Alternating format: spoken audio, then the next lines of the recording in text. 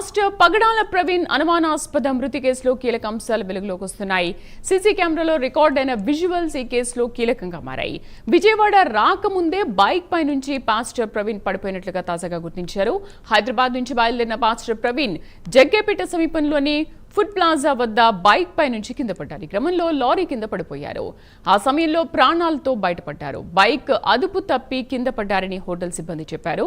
ఈ CCTV footage ను రాజమండ్రి పోలీసులు తీసుకెళ్లారని హోటల్ యజమాని సుధీర్ తెలిపారు.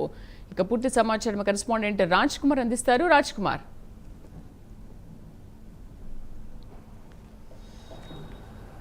శ్రీదేవి, ముఖ్యంగా ఏదైతే పాస్టర్ ప్రవీణ్ పగడాలకి సంబంధించినటువంటి అంశం ఇప్పటి వరకు కూడా ఆ కేసుకి సంబంధించినటువంటి మిస్టరీ ఇప్పటి వరకు కూడా కొనసాగుతూనే తాజాగా పోలీసులు ఈ కేసుకి సంబంధించి కూడా ఒక్కొక్కటిగా సీసీటీవీ ఫుటేజ్ అంటే హైదరాబాద్ నుంచి ఎప్పుడైతే ప్రవీణ్ పగడాల బయలుదేరినటువంటి సమయం నుంచి ఎప్పుడైతే మళ్ళా ఆయన మృత్యువాత పడ్డారో అక్కడ ఆ సమయం వరకు ఉన్నటువంటి సీసీటీవీ ఫుటేజ్లన్నింటినీ అంటే దాదాపుగా 300 సీసీటీవీ ఫుటేజెస్ని పోలీసులు పరిశీలిస్తూ ఉన్నారు. ఒక్కొక్కటిగా విడుదల చేస్తూ ఉన్నారు. ఈ కేసుకి సంబంధించి ఒక్కొక్కటి కీలకమైనటువంటి ఆధారంగా ఉండేది. గతంలో ఏదైతే ఆయన మద్యం కొనుగోలు చేశారనేటువంటి విజువల్స్ ప్రధానంగా వచ్చినాయి. ఆ తర్వాత రామర్పాడు రింగ్ దగ్గర ఆగారనేటువంటి విజువల్స్ వచ్చినాయి. తర్వాత పెట్రోల్ బంక్ దగ్గర పెట్రోల్ కొట్టించుకుంటున్నటువంటి విజువల్స్ వచ్చినాయి. తాజాగా ఎక్కడైతే జగ్గైపేట అంటే ఆంధ్రాకిను తెలంగాణకి వచ్చేటువంటి బార్డర్ ఏదైతే ఉందో జగ్గైపేట బార్డర్ చిల్లకల్లుకి సంబంధించినటువంటి టోల్ ప్లాజా దగ్గర ఆయన లారీ చక్రాల కింద పడేటువంటి ప్రమాదం నుంచి త్రుటిలో తప్పించుకున్నారనేటువంటి విజువల్స్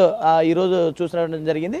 అంటే ఒక్కొక్కటిగా విజువల్స్ అని బయటకు వస్తున్నటువంటి నేపథ్యంలో పాస్టర్ ప్రవీణ్ పగడాల నిజంగానే మద్యం కొనుగోలు చేసి మద్యం మత్తులోనే ఇవంతా కూడా పడ్డారని ఒకవైపు ఈ విజువల్స్ అని కూడా క్లారిటీగా చెప్తున్నటువంటి ఈ నేపథ్యంలో పోలీసులు దీనికి సంబంధించినటువంటి దర్యాప్తును ముమ్మరం చేస్తారు. ఒకవైపు క్రైస్తవ సంఘాలు, అదేవిధంగా ప్రజా సంఘాలు, మిగిలినటువంటి క్రైస్తవానికి సంబంధించినటువంటి సానుభూతి పరులు చెప్తున్నటువంటి రీతిలో మాత్రం ఎక్కడ కూడా ఇదంతా కూడా వీడియోస్ మార్ఫింగ్ చేశారు, లేదంటే ఫొటోస్ మార్ఫింగ్ చేశారు, ఈ విధమైనటువంటి వ్యాఖ్యలు వారు చేస్తూ ఉంటే పోలీసులు మాత్రం ఈ సీసీటీవీ ఫుటేజ్ల ఆధారంగా ఆయన ఆరోగ్య పరిస్థితి బాగోలేదా, లేదంటే నిజంగా ఆయన మద్యం కొనుగోలు చేసి ఆయన కొన్నారా, లేదంటే వేరే వారి కోసం తీసుకున్నారా, ఇది ఇప్పుడు ప్రధానంగా తెరపైకి రావాల్సినటువంటి అంశం. కాబట్టి దీనిపైన పురోగతిని సాధిస్తున్న దిశగా పోలీసులు అయితే మాత్రం అడుగులు వేస్తూ ఉన్నారు. దానికి సంబంధించి ఈ సీసీటీవీ ఫుటేజ్లు మాత్రం చాలా కీలకంగా మారబోతున్నాయి.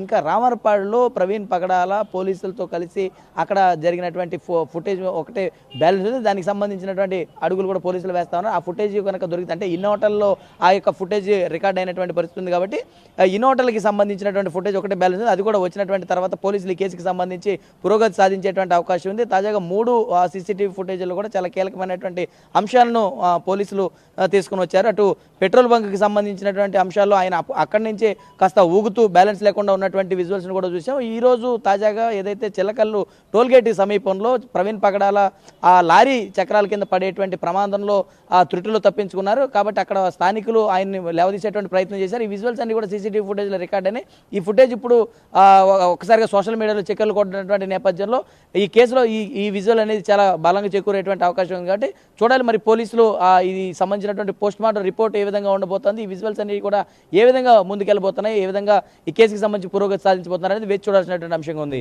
రాజ్ కుమార్, అంటే ఇప్పుడు ఈ ఎవిడెన్స్ తోనే పూర్తిగా ఎలా చనిపోయాడు అనే విషయానికి నిర్ధారణకు వచ్చారా, లేకపోతే మరిన్ని సీసీ ఫుటేజ్లను పరిశీలించే అవకాశం ఉందా?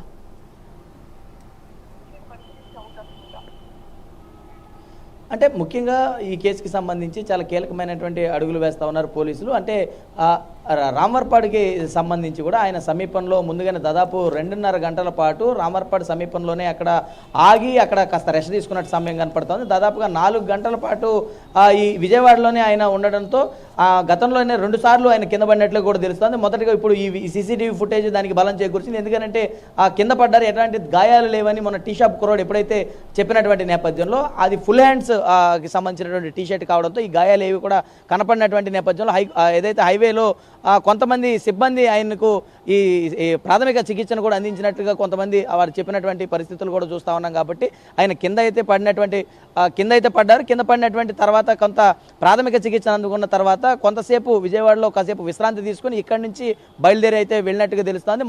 మార్గ మధ్యలో మద్యం కొనుగోలు చేశారు. మద్యం ఆయనది తీసుకున్నారా, లేదంటే ఎవరికోసమైనా తీసుకున్నారా అనేది కొంత క్లారిటీ రావాల్సినటువంటి అంశం ఉంది. ఇవన్నిటి మీద కొంత పోలీసులు కూడా దర్యాప్తునైతే ముమ్మరం చేశారు. దానికి సంబంధించి కొన్ని క్లారిటీ కూడా పోలీసులే ఇవ్వాల్సిన చూడాల్సినటువంటి అవసరం ఉంది కాబట్టి అటు పోస్ట్ మార్టం ఇటు పోలీసులు రిలీజ్ చేసినటువంటి సీసీటీవీ ఫుటేజ్ల ఆధారంగానే చూడాలి ప్రవీణ్ పగడాలకి సంబంధించినటువంటి కేసు ఏ విధంగా ముందుకెళ్తుంది అనేది కూడా చూడాల్సినటువంటి అంశంగా ఉంది. Right Raj Kumar, thank you.